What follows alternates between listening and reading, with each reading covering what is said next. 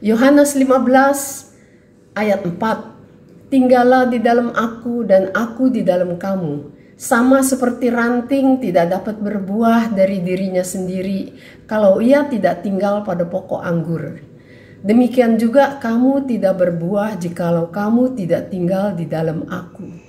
Tinggallah di dalam aku dan aku di dalam kamu. Sama seperti ranting tidak bisa berbuah dari dirinya sendiri jikalau tidak tinggal pada pokok anggur. Demikian pun kamu tidak akan berbuah jika kamu tidak tinggal di dalam aku. Demikianlah firman Tuhan. Selamat pagi Bapak Ibu, selamat datang di persekutuan Usinda Online. Ayat pembuka terambil dari Mazmur 103 bait 1 dan 2. Pujilah Tuhan hai jiwaku, pujilah namanya yang kudus hai segenap batinku. Pujilah Tuhan hai jiwaku, dan jangan lupakan segala kebaikan namanya. Kita akan memuji Tuhan terambil dari Kidung Jemaat 3 bait 1 dan 2. Kami puji dengan riang.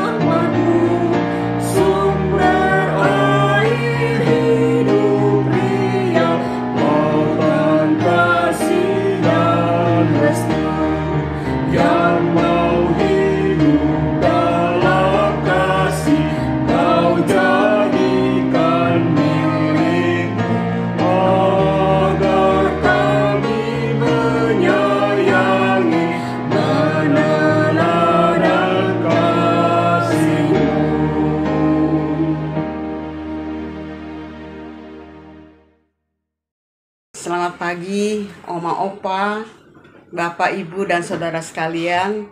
Kita bertemu lagi di dalam persekutuan Usinda pada pagi hari ini.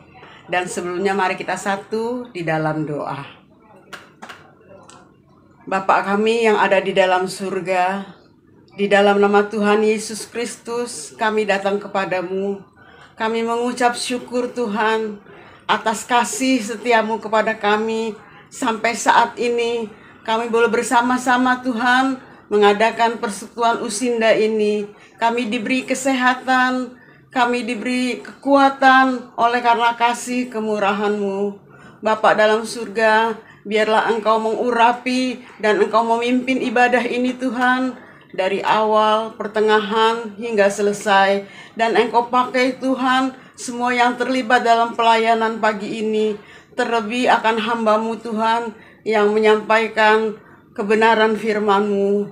Dan biarlah kami mendapat berkat daripada kebenaran firman-Mu itu. Kami dikuatkan dan kami lebih semakin dekat kepadamu. Dan kami mau Tuhan melekat kepadamu seperti ranting yang melekat kepada pokok yang benar. Tuhan Yesus, marilah kiranya Tuhan Yesus Engkau memimpin semuanya ini dan kami menyerahkannya di dalam nama Tuhan Yesus dan beracarlah bagi kami. Terima kasih Bapa, dalam nama Tuhan Yesus kami sudah berdoa dan mengucap syukur. Amin. Kita akan mendengarkan firman Tuhan pada pagi hari ini. Temanya dukungan yang positif yang akan disampaikan oleh Pendeta Adi Patria Bara. Sebelumnya kita akan memuji Tuhan dari NKB 34 bait 1 dan 2. Setiamu Tuhanku.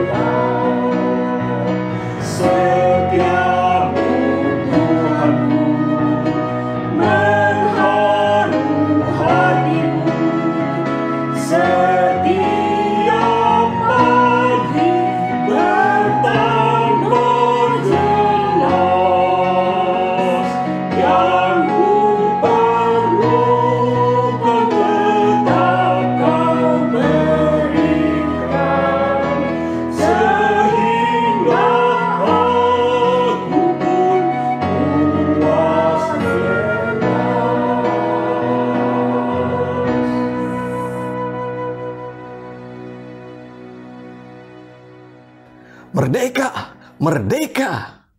Opa Oma, Bapak Ibu yang dikasihi Tuhan, kita masih berada dalam suasana perayaan kemerdekaan Republik Indonesia yang ke-76. Karena itu perlu kita renungkan apa yang bisa kita lakukan bagi negeri kita tercinta ini. Mungkin kita mengatakan, saya sudah mulai tua, berkarya bagi bangsa ini adalah urusan anak muda. Tentu saja tidak. Tugas panggilan semua kita adalah turut serta berkarya agar damai sejahtera terjadi atas negeri ini. Untuk mengingatkan kita pada panggilan kita di Indonesia ini, kita akan belajar dari firman Tuhan menurut Matius 22 ayat 15 sampai dengan 22. Sebelum kita membacanya, mari kita bersama-sama berdoa. Tuhan, kami bersyukur menjadi bagian dari Republik Indonesia. Kami bersyukur negeri ini telah menjadi tempat di mana kami bertumbuh. Dan karena itu ketika negeri kami merayakan kemerdekaan, kami sungguh memohon kiranya kami boleh belajar mengisi negeri ini dengan nilai-nilai kebajikan. Ya Bapa, urapi kami dengan Roh Kudus-Mu, karena kami mau belajar dari Alkitab firman Tuhan, agar peran serta kami bagi negeri ini berdasarkan atas kehendak-Mu. Bersabdalah ya Roh Kudus, kami siap menjadi pelaku firman Tuhan. Di dalam Yesus Kristus kami berdoa. Amin. Saudara-saudara, oma-opa yang dikasihi Tuhan, mari kita memperhatikan Injil Matius pasal 22 ayat 15 sampai dengan 22. Beginilah bunyi firman Allah. Kemudian pergilah orang-orang Farisi. Mereka berunding bagaimana mereka dapat menjerat Yesus dengan suatu pertanyaan. Mereka menyuruh murid-murid mereka bersama-sama orang Herodian bertanya kepadanya, "Guru, kami tahu engkau adalah seorang yang jujur dan dengan jujur mengajar jalan Allah dan engkau tidak takut kepada siapapun juga, sebab engkau tidak mencari muka. Katakanlah kepada kami pendapatmu, apakah diperbolehkan membayar pajak kepada kaisar atau tidak?" Tetapi Yesus mengetahui kejahatan hati mereka itu lalu berkata, "Mengapa kamu mencobai aku, hai orang-orang munafik? Tunjukkanlah kepadaku mata uang untuk pajak itu." Mereka membawa suatu dinar kepadanya. Maka ia bertanya kepada mereka, "Gambar dan tulisan siapakah ini?" Jawab mereka, "Gambar dan tulisan kaisar." Lalu kata Yesus kepada mereka, "Berikanlah kepada kaisar apa yang wajib kamu berikan kepada kaisar, dan kepada Allah apa yang wajib kamu berikan kepada Allah." Mendengar itu heranlah mereka dan meninggalkan Yesus lalu pergi. Demikianlah sabda Tuhan, berbahagialah kita semua yang mendengar dan yang memeliharanya. Oma-opa, saudara-saudara yang dikasihi Tuhan Yesus Kristus, salah satu persoalan bangsa ini adalah korupsi. Tingkat korupsi yang begitu tinggi membuat mantan kepala KPK, Abraham Samad, pernah mengatakan, kalau korupsi dapat ditekan, maka penghasilan rakyat bisa mencapai 30 juta per bulan. Tentu saja kita tahu dalam kenyataan angka itu jauh. Pertanyaannya, bukankah Indonesia adalah negara beragama? Bukankah orang yang beragama lebih kuat, tidak mudah terpengaruh, hingga tidak ikut-ikutan korupsi? Untuk menjawabnya, Bapak Ibu, Oma Opa, ada laporan menarik dari Transparansi Internasional yang justru mengatakan bahwa negara-negara dengan praktik keagamaan yang kuat, tingkat korupsinya juga tinggi. Disebutkan beberapa negara itu antara lain adalah India yang kuat dengan agamanya, Filipina, Arab Saudi, Thailand, dan Indonesia. Artinya orang yang beragama ternyata tidak bebas dari praktik-praktik yang bertentangan dengan kehendak Allah, korupsi salah satunya. Kok bisa? Salah satu jawabannya adalah karena beragama seringkali hanya sebatas ritual keagamaan, mengikuti ritus-ritus agama.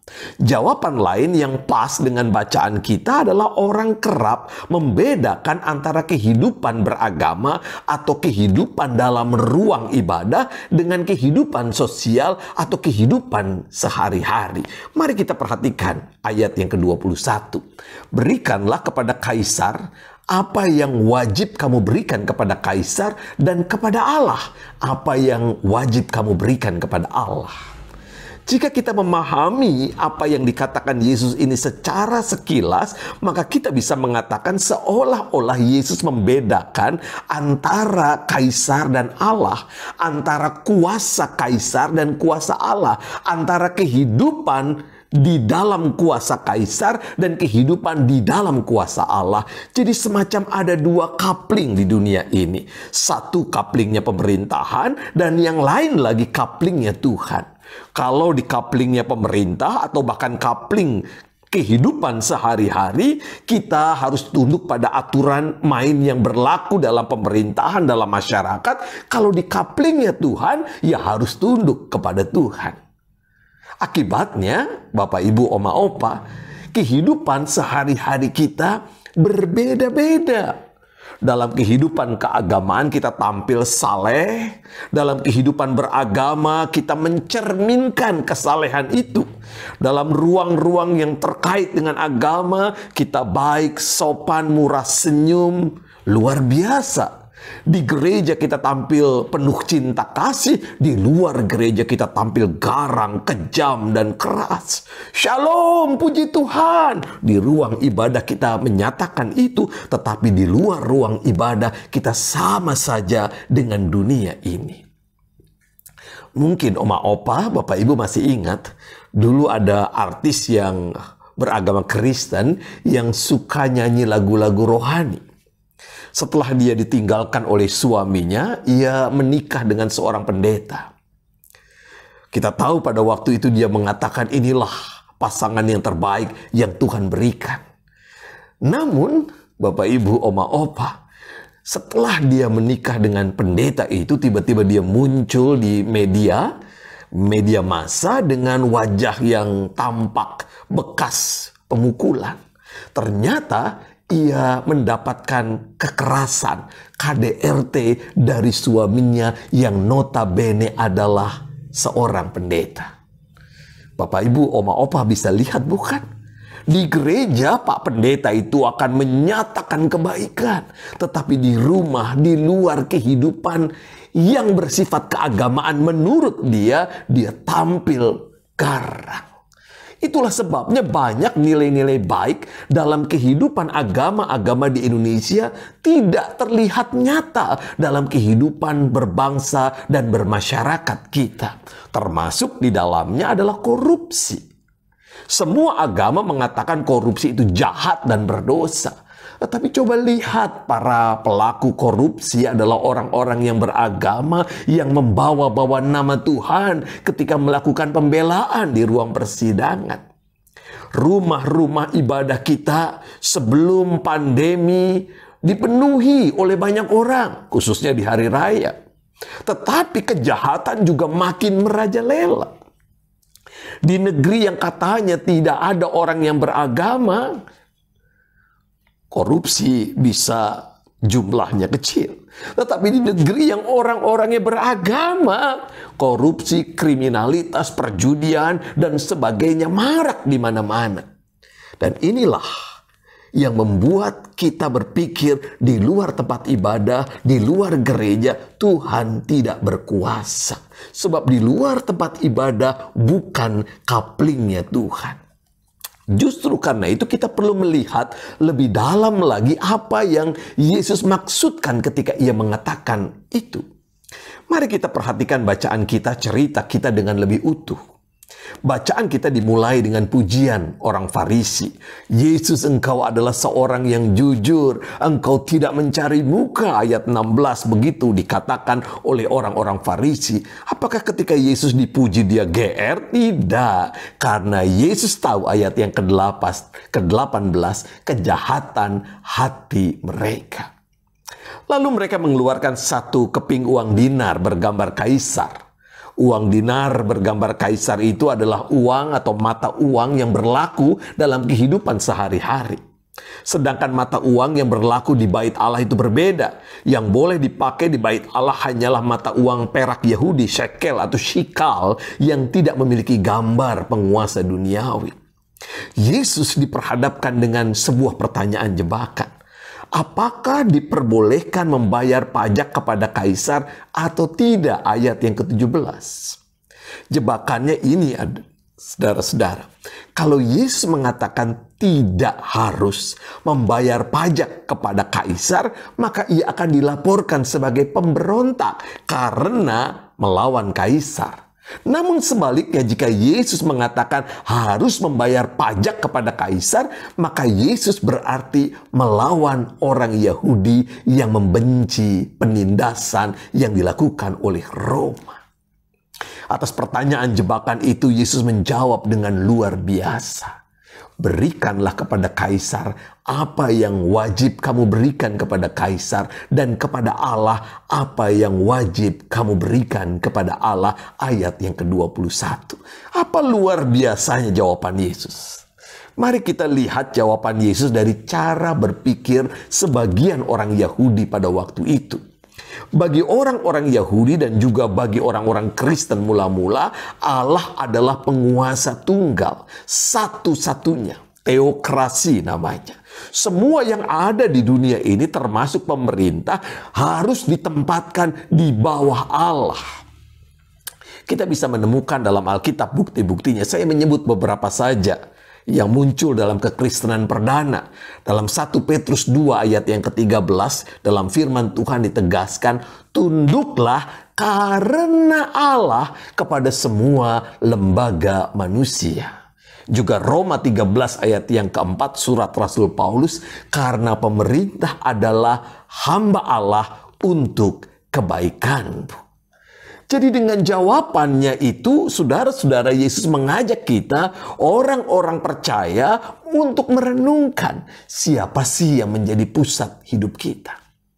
Dengan membaca konteks hidup pada waktu itu, maka kita bisa mengatakan bahwa pusat hidup kita adalah Allah itu sendiri. Itu berarti semua yang ada di dunia ini, termasuk pemerintahan, termasuk penguasa, diletakkan di bawah ketaatan kita kepada Allah. Dan itu berarti sikap gereja dan orang Kristen menjadi jelas. Pertama-tama ia harus mencari kehendak Allah atas kehidupan di dunia ini, atas kehidupan di Indonesia. Selanjutnya, ia memperjuangkan, orang Kristen dan gereja Tuhan memperjuangkan kehendak Allah bagi dunia ini, bagi Indonesia. Jawaban Yesus itu membuat orang Farisi tidak berkutik.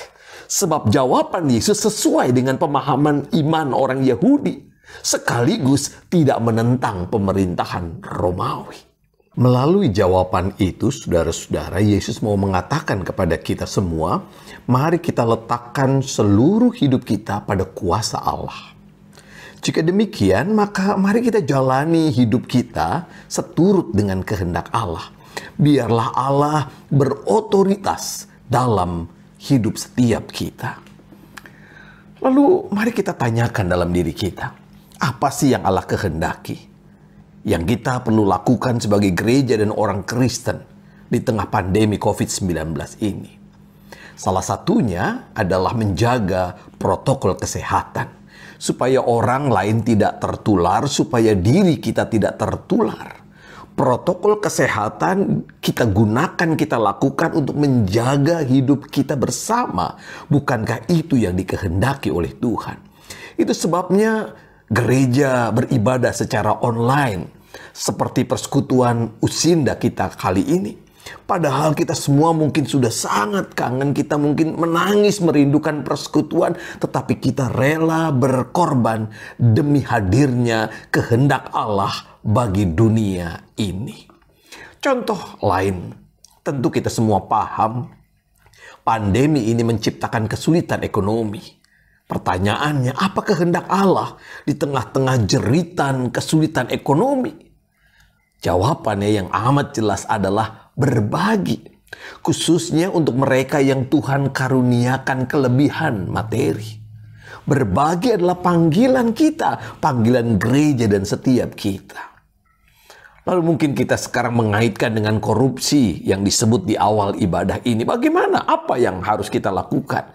Sederhananya jangan coba-coba korupsi. Jangan coba-coba menyuap, penyogok atau sejenisnya. Ditilang damai saja ya Pak dan lain sebagainya. Karena itu berarti kita tidak mengikuti kehendak Allah. Dukungan yang lain yang mungkin dapat kita lakukan adalah berdoa bagi pemerintah kita. Pemerintah harus ada di bawah kendali Tuhan.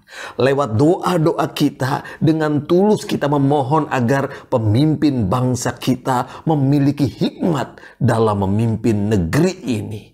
Negeri yang luar biasa, negeri yang amat besar.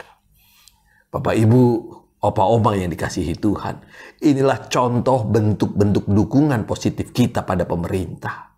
Sekarang giliran kita bersama berjuang untuk melakukannya. Tuhan mencintai kita semua. Amin.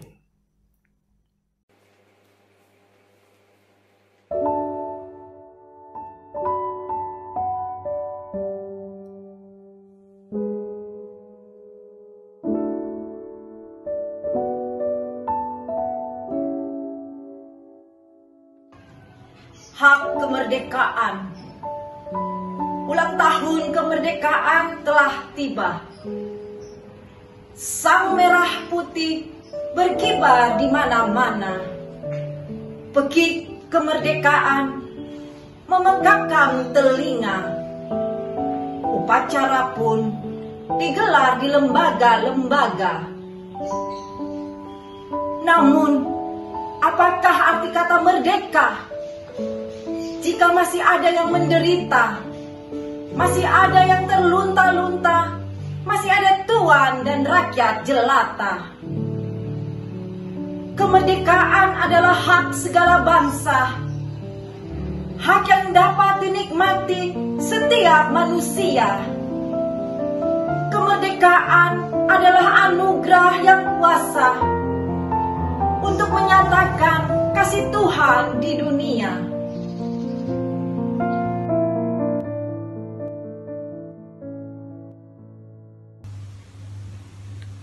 Selamat pagi Bapak Ibu.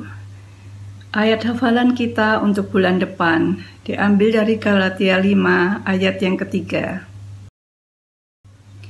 Saudara-saudara, memang kamu telah dipanggil untuk merdeka. Tetapi janganlah kamu mempergunakan kemerdekaan itu sebagai kesempatan untuk kehidupan dalam dosa. Melainkan layanilah seorang akan yang lain oleh kasih. Kami atas nama pengurus Usinda mengucapkan terima kasih kepada Pendeta Adi atas pelayanannya. Setiap kita, walaupun sudah lansia, kita masih bisa berkarya bagi bangsa dan negara. Mari Bapak Ibu, Opa Oma, kita berikan dukungan yang positif kepada bangsa kita, bangsa Indonesia. Kita akan memuji Tuhan dari NKB 138 bait 1 dan 2. Makin serupa Yesus Tuhanku.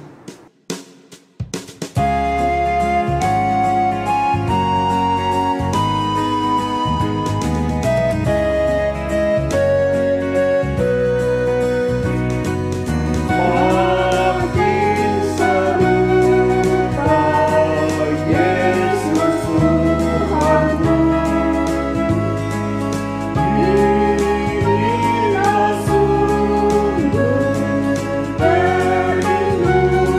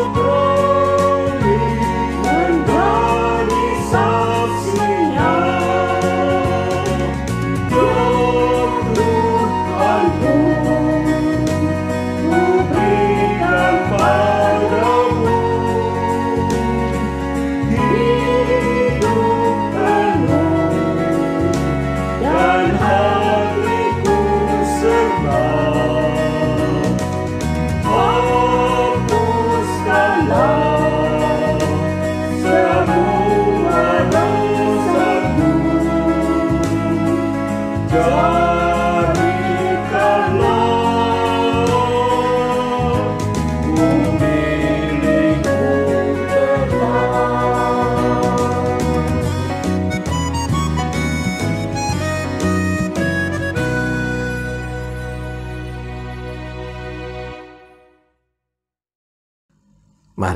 Opa Oma yang dikasihi Tuhan, Bapak Ibu sekalian, kita bersama-sama menyampaikan doa syafaat kita. Kita berdoa. Tuhan, terima kasih untuk 76 tahun kemerdekaan Republik Indonesia yang kami hayati bersama di bulan Agustus ini. Ajari kami memberi sumbangsi positif bagi bangsa dan negara kami, khususnya di tengah-tengah pandemi COVID-19.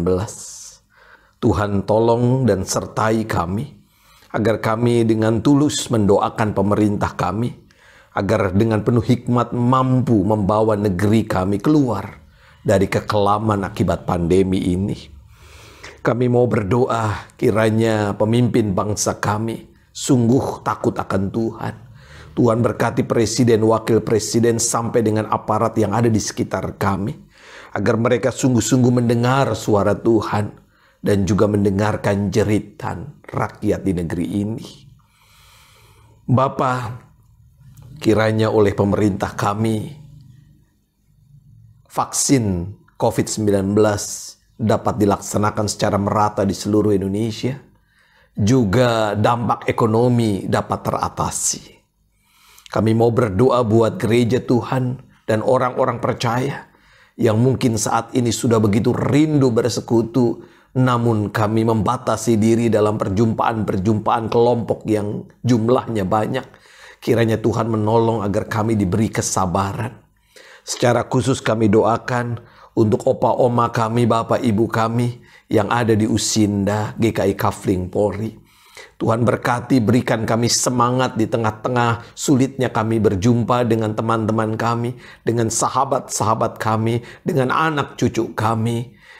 Engkau tahu kerinduan kami, Engkau tahu kami ingin bermain mendekap erat, memeluk anak dan cucu kami, juga teman-teman kami. Namun semua tidak dapat kami lakukan. Biarlah kami boleh melakukan perjumpaan kami secara online, melalui media-media yang ada saat ini, agar terobati sedikit rasa rindu kami.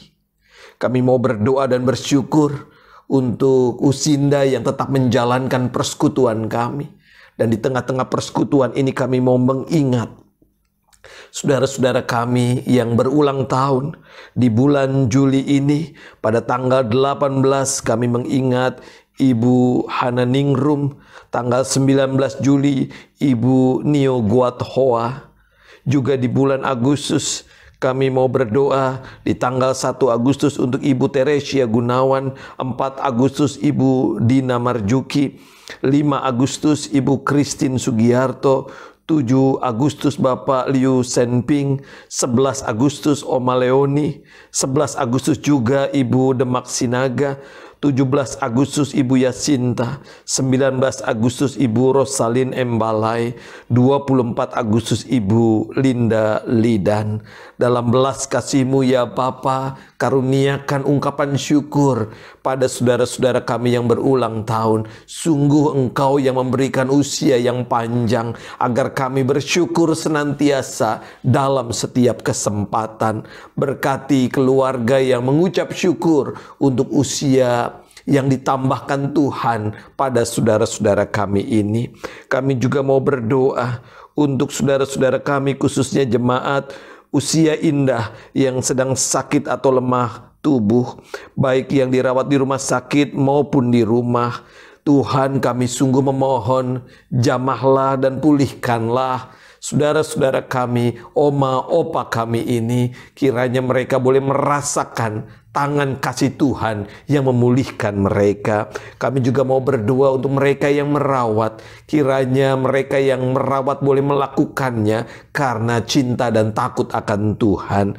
Kami juga mau berdoa dan bersyukur untuk saudara-saudara kami yang sudah dipulihkan dari sakit penyakit, baik akibat COVID-19 atau sakit penyakit yang lain. Tuhan, terima kasih untuk jamahan kasih setiamu. Kiranya hari-hari kami boleh kami isi dengan rasa syukur. Tuhan, berkati kehidupan kami selanjutnya. Kiranya hati yang gembira tetap menjadi bagian dalam hidup kami. Mungkin kami tidak dapat berjalan selancar dulu.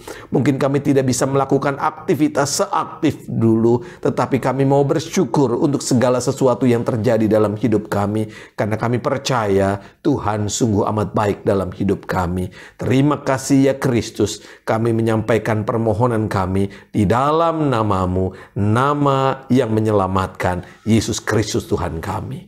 Amin. Mari opa oma yang dikasihi Tuhan, kita mengakhiri persekutuan kami, melanjutkan lewat berbagai macam cara di tengah situasi yang sulit ini. Kita percaya persekutuan kita tetap hangat di dalam Tuhan. Mari kita berdoa. Tuhan, terima kasih untuk persekutuan Usinda. Kami mengingat ulang persahabatan kami dengan Engkau dan sesama kami. Kami mengingat ulang kehendak Allah bagi kami di tengah-tengah pandemi ini, di negeri yang kami cintai ini. Karena itu ya Bapa, kiranya Engkau mengutus kami kembali dalam aktivitas keseharian kami dengan penuh kegembiraan, sebagaimana persekutuan kami yang mengikat kami dengan sesama dan Tuhan. Kami percaya dalam keseharian kami tetap diikat oleh kasih setia Tuhan bersama dengan para sahabat kami. Karena itu ya Bapa, mampukan kami terus berjalan mengarungi hari-hari kami dalam kasih dan berkat Tuhan. Kasih setia Allah Bapa yang tidak pernah berkesudahan, selalu baru setiap hari. Kasih setia Allah Anak di dalam Yesus Kristus yang menyelamatkan oleh karena cinta di atas kayu salib. Dan kasih setia Allah Roh Kudus yang membarui segala sesuatu ada pada setiap saudara yang percaya dan berpegang teguh kepadanya sekarang dan sampai selama-lamanya. Bapa, terima kasih.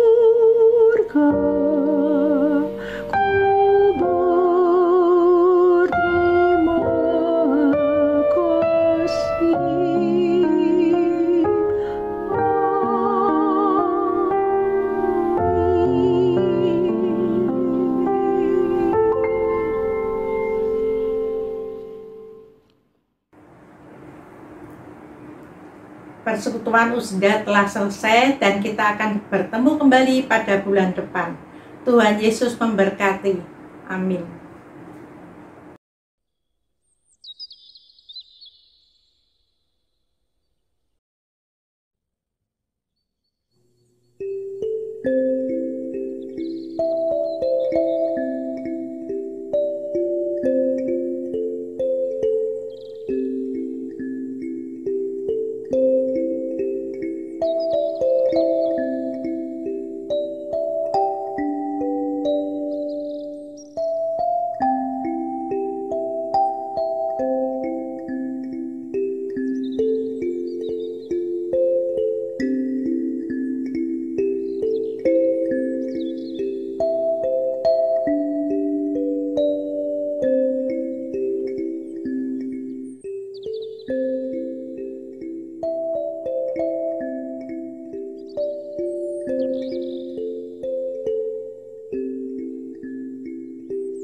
Thank you.